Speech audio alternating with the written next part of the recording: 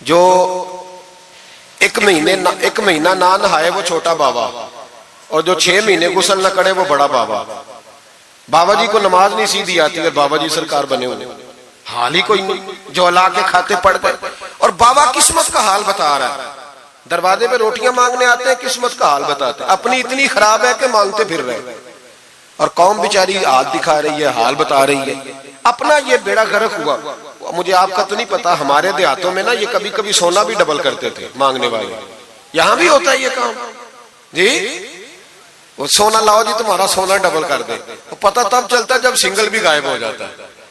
बावों के लग गए, फूकों पे लग गई। मुझे एक शख्स करामा सुनाने लगा, कहने लगा मेरे हजरत साहब के पास लोग दूर दूर से दम कराने आते हैं।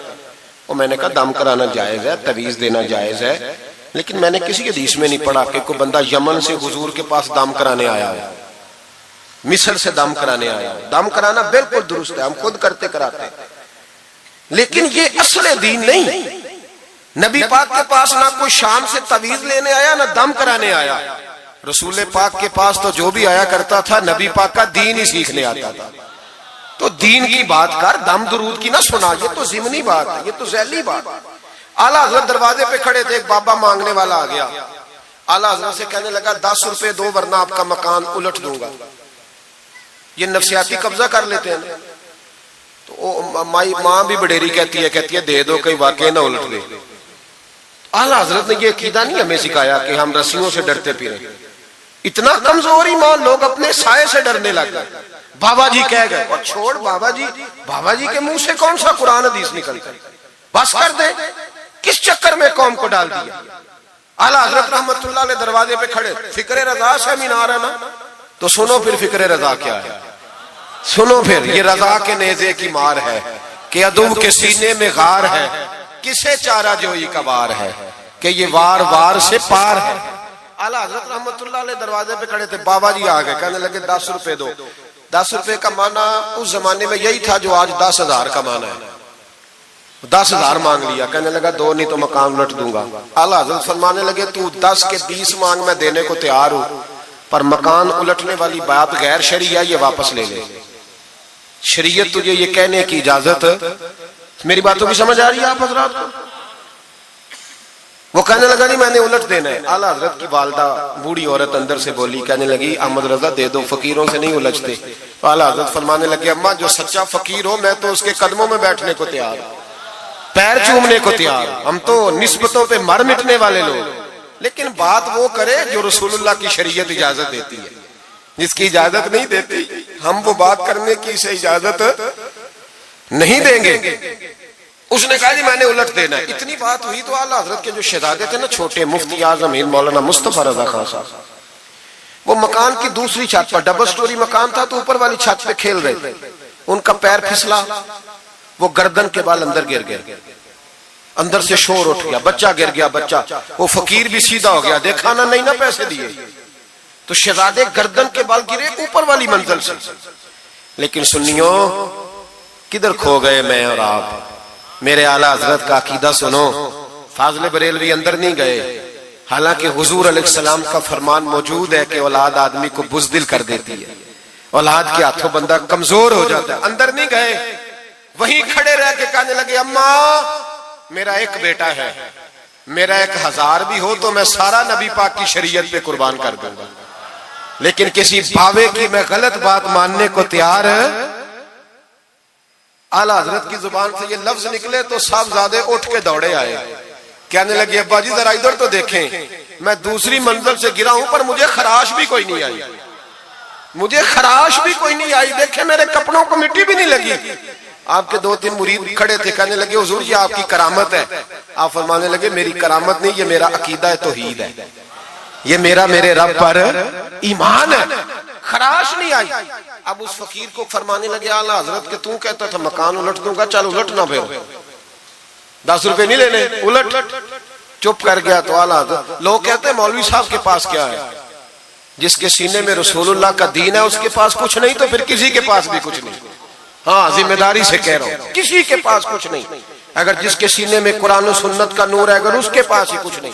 सुनो, आला हजरत ने अपना जूता उलट दिया, फरमाने लगे अगर ताकत है तो मेरा जूता सीधा करके दिखा। तो मकान उलटने की बात करता है ना। तो पंजाबी का एक शेर है, आपकी समझ में आ गया तो ठीक है, ना आया फिर भी ठीक है। वो एक पंजाबी के दरवेश कहा करते थे, एक सिट ते पखड़ा कुआर गंदल, असी और भी बूटियां जानने।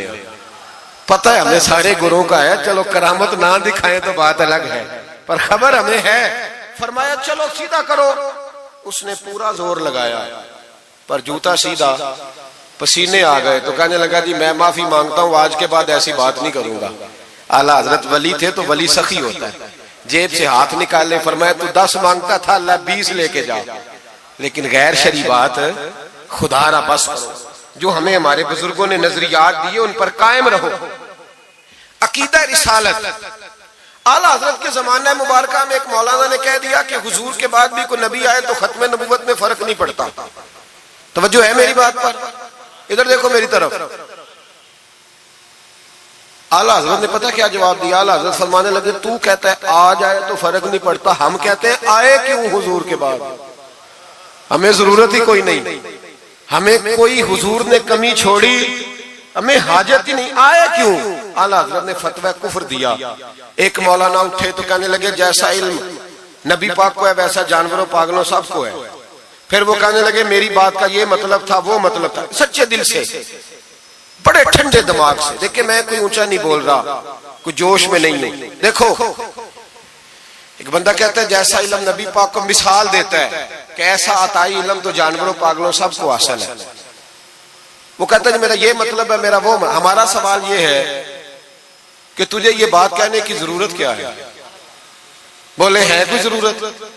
नहीं तुसी बोल दे नहीं यार, हाँ तो कर दे, है कोई जरूरत? भाई मतलब जो बात में बयान करना है कि ये मतलब था तो वो मतलब था, तो ये बात कहनी चाहिए, क्यों कही? आला हज़रत रहमतुल्लाह अलैह फरमाने लगे तू पागल हो गया, कुरान नहीं पढ़ता। वअल्लमका मा लम तकुन तअलम, अल्लाह फरमाते महबूब जो आप नहीं जानते थे मैंने सारा ही आपको सिखा दिया है। फरमाया जिसका उस्ताद रब हो उसे कोई कमी रहती है? फरमाने लगे तू ये मिसालें देता है, हमारा अकीदा ये है कि अल्लाह ने गैब के खजानों की कुंजियां ही अपने नबी को अता फरमा दी। एक मौलाना और उठे, कहने लगे नमाज में नबी पाक का ख्याल आए तो नमाज टूट जाती है। लोग कहते हैं लड़ो ना, हम नहीं लड़ रहे भाई, हम तो उम्मत को इकट्ठा करना चाहते हैं। लेकिन इधर देखो ना, आपके सामने कोई बंदा खड़ा होकर कह दे कि नबी पाक का ख्याल आए तो नमाज टूट जाती है, तो आप उसके गले में फूलों का हार डालेंगे? क्यों? मुरब्बत करो ना, मुरब्बत का दर्ज दे रहे हो, मुरब्बत करो। चले आपको एक मिसाल देता हूं बड़ी सादी। उसने कहा जी हुजूर का ख्याल आए तो नमाज टूट जाती है। नमाज में आप दुरूद शरीफ के बाद दुआ पढ़ते हैं, दुआ कौन सी है? रब्बना इग़फिरली, आती है ना आप सबको, पढ़िए जरा, रब्बना इग़फिरली। इसका तर्जुमा क्या है? या अल्लाह मुझे भी बख्श दे और मेरे माँ बाप को भी। तो जब ये दुआ मांगी तो अब्बा जी का ख्याल नमाज में आया कि नहीं आया? अम्मा जी का? सुन्नी थोड़ा सा अगर आप समझे ना, मेरा सुन्नी एक ही बात करता है, जब इससे कोई बंदा कोई मसला पूछता है ना तो सुन्नी कहते हैं मैं तो पढ़ा हुआ ही नहीं। ओ खुदा के बंदे आज पढ़ के जाना सारी महफिल, और आइंदा जुमा भी अपने खतीब के पास पढ़ना जरा ध्यान से, फिर अगला भी पढ़ना, फिर तो इंशाल्लाह कहेगा नहीं मैं पढ़ा हुआ नहीं। भाई नमाज में आयत पढ़ते रब्बना इग़फिरली, तो अब्बा जी का ख्याल आता है कि नहीं? तो नमाज टूट गई कि रह गई? अम्मा जी का ख्याल आता है कि नहीं? आला हज़रत फरमाने लगे अगर तेरा बाप जो बेनमाजी हो, अनपढ़ हो, उसका ख्याल आने से नमाज नहीं टूटती, तो फिर सुन हमारा अकीदा क्या है। तू कहता है नबी पाक का ख्याल आ जाए तो नमाज टूट जाती है। आला हज़रत फरमाने लगे हमारा अकीदा ये है कि जब तक रसूल पाक का ख्याल आए ना हमारी नमाज होती ही नहीं, होती नहीं जब तक। कुछ लोगों ने कह दिया नबी पाक हमारी तरह बशर है। ओ भाई देखो ना, आज खबर मिली है कि हॉलैंड ने फिर से खाके शाया कर दिए। इधर देखो मेरी तरफ, ये नामूसे रिसालत का मसला 100 साल पहले आला हज़रत ने समझाया था और फरमाया था दुश्मने अहमद पे शिद्दत कीजिए, मुल्हिदों से क्या मुरव्वत कीजिए, शिर्क ठहरे जिसमें ताज़ीमे हबीब, उस बुरे मजहब पे लानत कीजिए। वो जो नामूसे रिसालत की बात तब की थी, फरमाया नादानो आज तो तुम कह रहे हो कि हुजूर हमारी तरह के बशर हैं, तो जब तुम बशर बनाओगे तो फिर लोग कहेंगे कि सियासतदान का खाका बन रहा है तो इनका क्यों ना बने माज़अल्लाह। उस वक्त आला हज़रत ने कहा था ना ना, ये बात नहीं है। आप फरमाने लगे बात यह है कि अल्लाह की सरताब कदम शान है ये, इंसान नहीं इंसान, वो इंसान है ये। कुरान तो ईमान बताता है इन्हें और ईमान ये कहता है मेरी जान है ये। नामूस रिसालत का मसला सारी जिंदगी आला हजरत ने समझाया और लोगों को बताया कि जान है इश्क मुस्तफा, रोज फुजू करे खुदा, जिसको हो दर्द का मजा वो नाजे दवा उठाए क्यों। आला हजरत मौजूद थे मदीना शरीफ में। उस जमाने में ना नबी पाक के गुंबद के सामने खजूरों के 2 दरख्त होते थे, खजूरों के 2 दरख्त। शोरा सारे बैठे थे, तो शायर जो होता है ना वो तशबीह देता है बाजों का। तो शायर ने शेर कहा, कहने लगा यूं है दरख्त हजरत वाला के सामने। तवज्जो है मेरी बात पर। हुजूर के गुंबद के सामने खजूरों के 2 दरख्त है। शायर ने शेर लिखा, यूं है दरख्त हजरत वाला के सामने, मजनू खड़ा हो खैमाए लैला के सामने। आला हज़रत फरमाने लगे ये शेर मेरे नबी पाक की शान के लायक। फरमाने लगे तुमने हुजूर के खैमे को, नबी पाक के गुंबद को लैला का खैमा बना दिया, ये क्या बात है। तो लोग मानते भी नहीं ना, वो भी ना माने। कहने लगे जी इतराज करना आसान है, शेर कहना मुश्किल है, आप बताएं शेर कैसे कहना चाहिए। फरमाया लफ्ज वो कहो जो हुजूर की शान के लायक है, जो शान के लायक नहीं वो लफ्ज न कहो।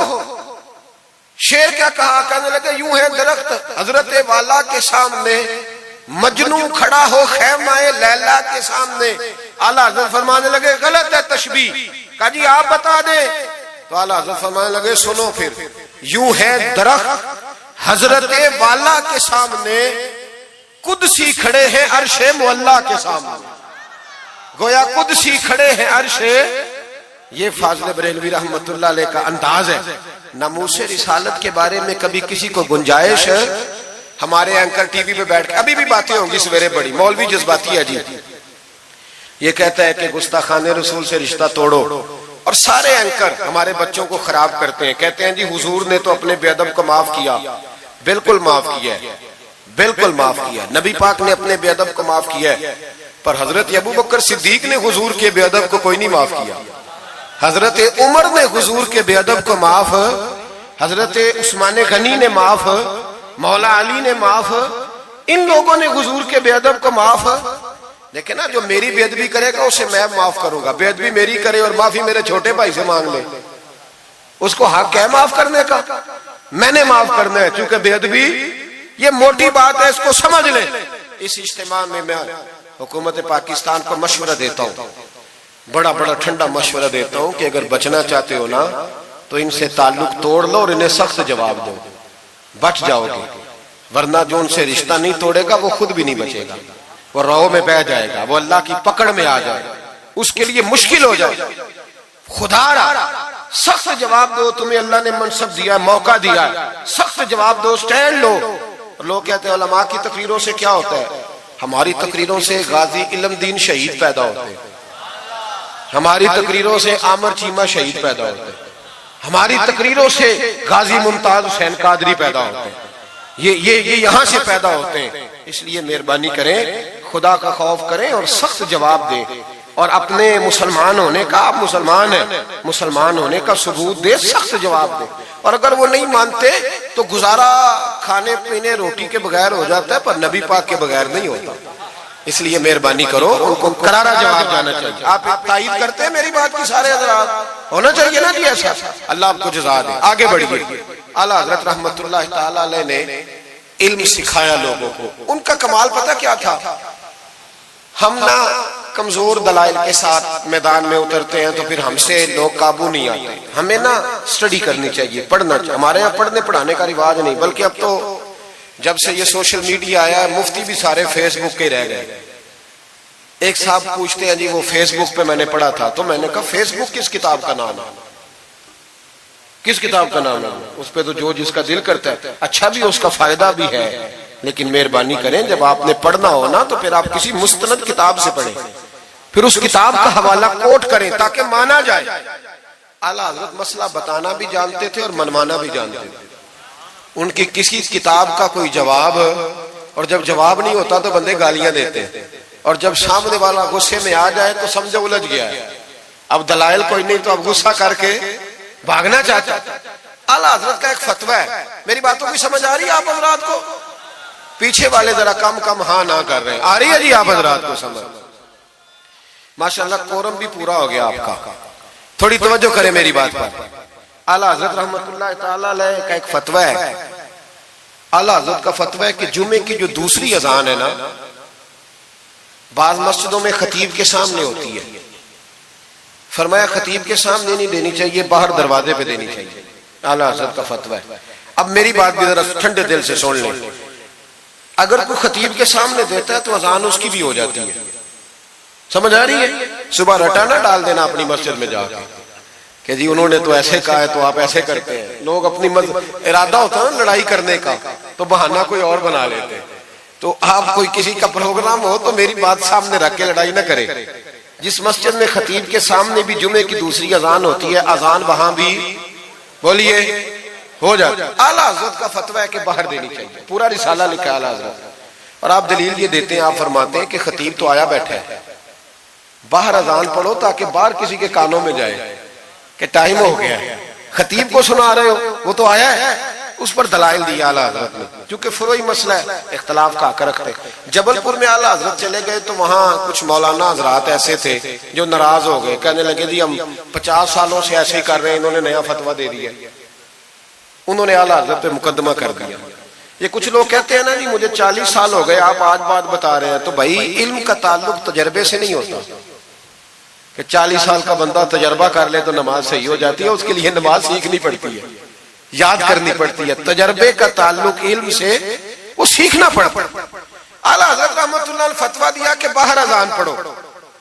एक आदमी ने मुकदमा कर दिया, कचहरी चला गया कि देखें जी इन्होंने आके नया मसला छेड़ दिया और हमारे खिलाफ फतवा दे दिया। आला हजरत फरमाने लगे किसी के खिलाफ नहीं दिया भाई, मैंने तो मसला पूछा तो बता दिया।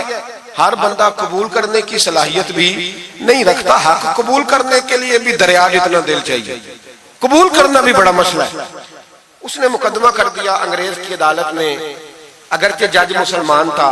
और आला हजरत कभी अंग्रेज की अदालत नहीं जाते थे, फरमाते थे अदालत वो होती है जहां अदल होता है, इसको कचहरी कहते थे, और कभी नहीं गए थे अदालत। फरमाते थे जब निजाम मुस्तफा अलैहिस्सलाम नाफिज होगा फिर जाएंगे।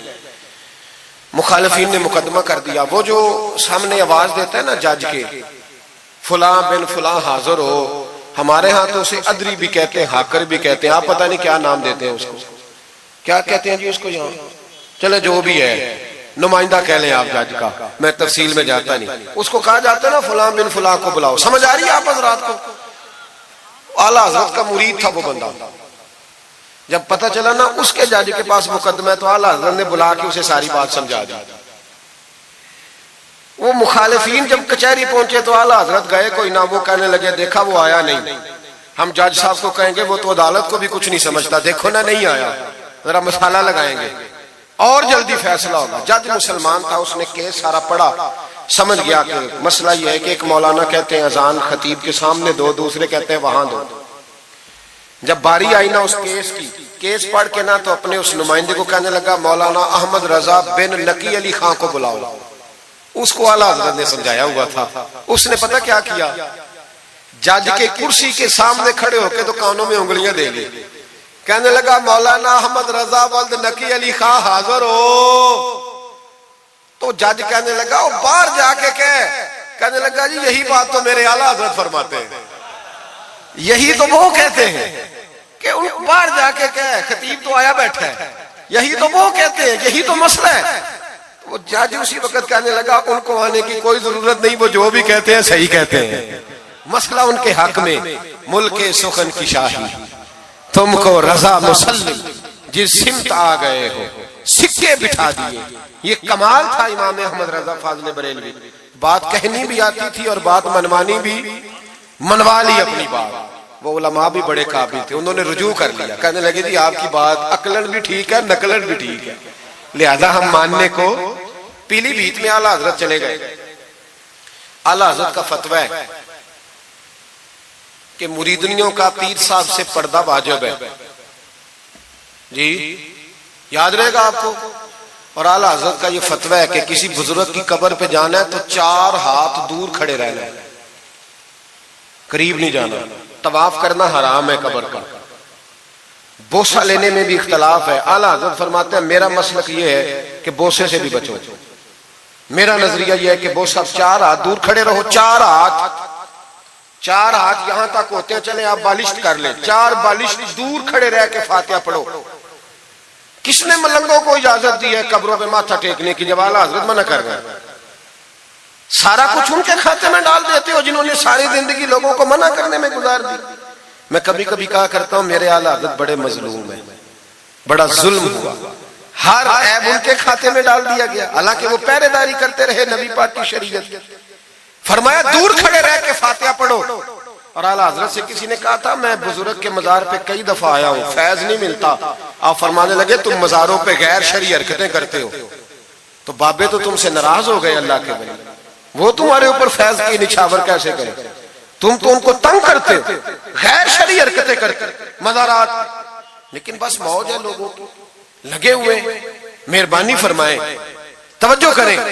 आला हजरत रहमतुल्लाह अलैह को एक शाह जी थे पीलीभीत के रहने वाले, उन्होंने जलसे पे मदऊ की, आप तशरीफ ले गए। हालांकि कम जाते थे, लिखने लिखाने के आदमी थे, पढ़ने पढ़ाने कम जाते थे, उन्होंने बुलाया तो तशरीफ ले गए। हमारे यहाँ तो अब टेलीफोन है ना जी, तो मिनट मिनट पे लोग पूछते हैं कहाँ पहुंच गए हो, कहाँ पहुंच गए हो, अब कहाँ आ गए। उस जमाने में खत होता था, खत डाल दिया जाता था, इस तारीख को जलसा है, जवाबी खत आता था, पहुंच जाएंगे। आला हजरत ने खत लिखा शाह जी को मैं आ जाऊंगा। जिस दिन आला हजरत पहुंचे उनको पता नहीं था कि उनके आने का टाइम हो गया।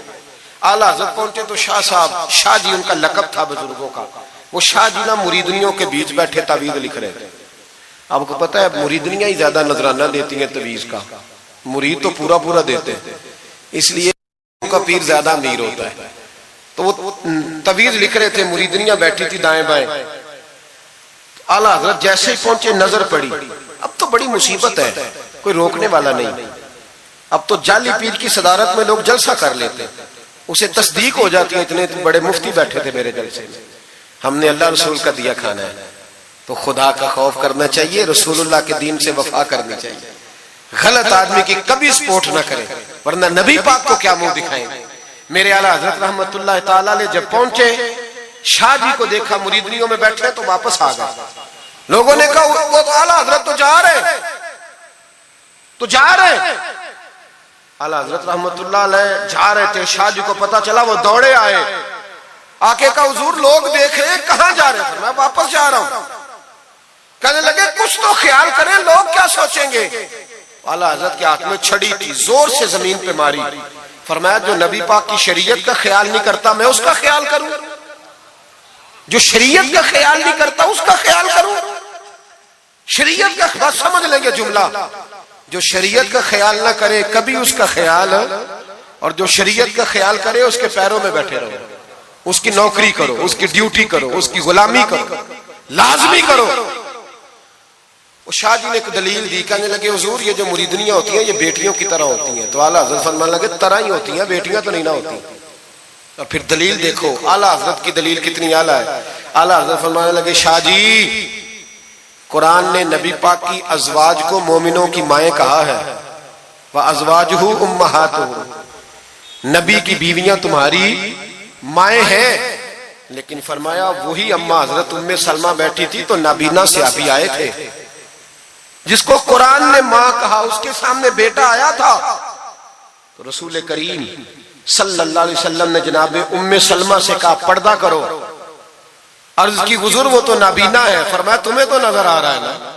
फरमाया जिसको कुरान मां कहे जब उससे पर्दा जरूरी है तो ये तो बेटियों की तरह है।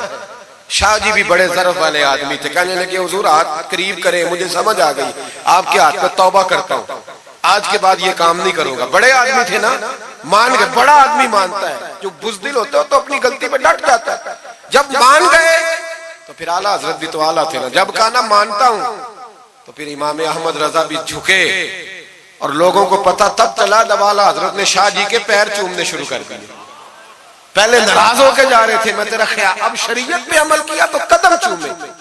आला हजरत गुलाम थे सैयद, इतना इल्म पढ़ने के बावजूद एक पीर के मुरीद हुए। समझ आ रही है मेरी बात? मुर्शिद के मुरीद हुए, इतना इल्म पढ़ने के बावजूद नौकरी की। हम तो जरूरत ही नहीं, जो बंदा 2-4 जमातें पढ़ जाता है वो तो कहता है मैं मुझे पीर अच्छा मिलता ही कोई नहीं जी। तो मैं कहता हूं जब बंदा पढ़ लिख जाए और पैसे जेब में आ जाए तो फिर अच्छा पीर कैसे मिल जाए, इसमें शक नहीं, पीर भी गलत है, लेकिन अच्छे लोग भी दुनिया में मौजूद है। ये हो नहीं सकता कि अच्छे लोग हो ना, लेकिन हम किसी नेक आदमी की गुलामी करना पसंद नहीं करते। हम रश देखते हैं किधर ज्यादा है, रश के पीछे आला हजरत मुरीद हुए और पीर खाने की नौकरी की। जब ड्यूटियां लगती थी आस्थाने पे तो मेरी तरह का तो मौलवी कहीं मुरीद भी हो ना तो पीर खाने पे जाके स्टेज पे बैठना पसंद करता है, लेकिन आला हजरत फरमाया करते थे मेरी बाथरूम पे ड्यूटी लगाओ, मैं वो वाली नौकरी करूंगा, उससे मेरा नफ्स कुचला जाता है। वो इतने बड़े आलिम हो, फरमाया करते थे मेरी वो ड्यूटी लगाओ जो सबसे छोटी है। आजी इस दर्जे की थी, इतनी अजमतों, इतनी फजीलतें, और फिर जब इतना कुछ अल्लाह बंदे को देता है ना, इतना उसे तकवा, फिर उसे अल्लाह बसीरत की रोशनी देता है। हुजूर फरमाते इत्तकु फिरासतिल मोमिन फइन्नहु यंजुरु